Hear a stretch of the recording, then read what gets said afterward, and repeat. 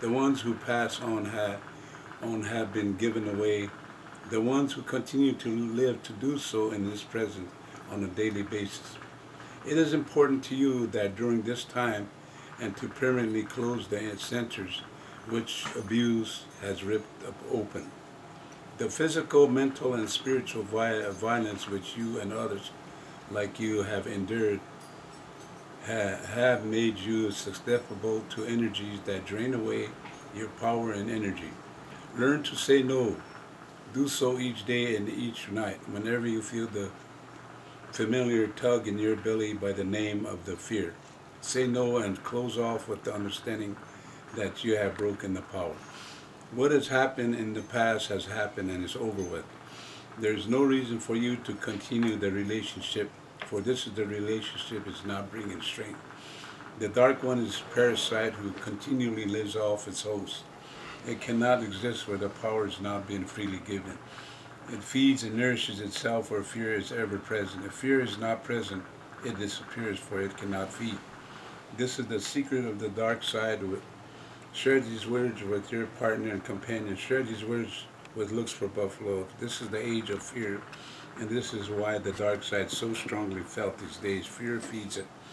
Learn to say no. Speak to Looks for Buffalo and your companion and have them say no. Every time you feel the fingers of fear creeping in, say no. Only then will the true picture reveal itself and you will be able to see clearly.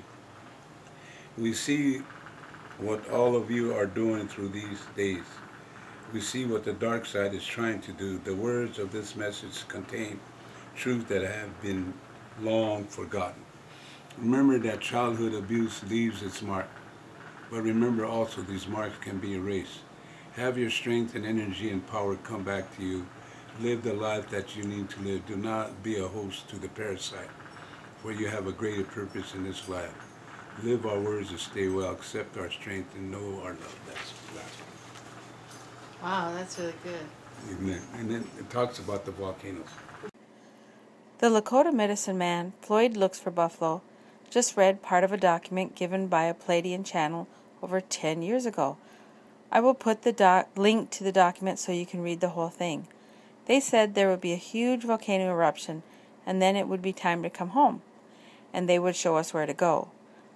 The only volcano I can think of is in Yellowstone, and if that goes, it would be a disaster to our reservation. So I don't get it, and I wonder, why are they contacting us? Tolek said it was because we were last, so we would go first. This other channeler said we were descendants of Jesus and Mary, and it isn't just Floyd and Dr. Ross who was contacted, but other Lakotas who don't want to be filmed. So why don't these Pleiadians know that the other Pleiadians already contacted the Lakotas? It seems very disorganized, like the left foot doesn't know what the right foot is doing.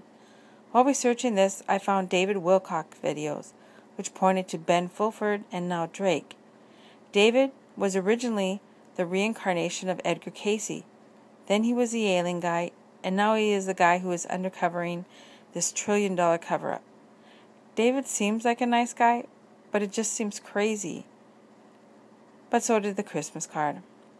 And I believe in synchronicity, so I will keep researching this. What are your thoughts? Thank you.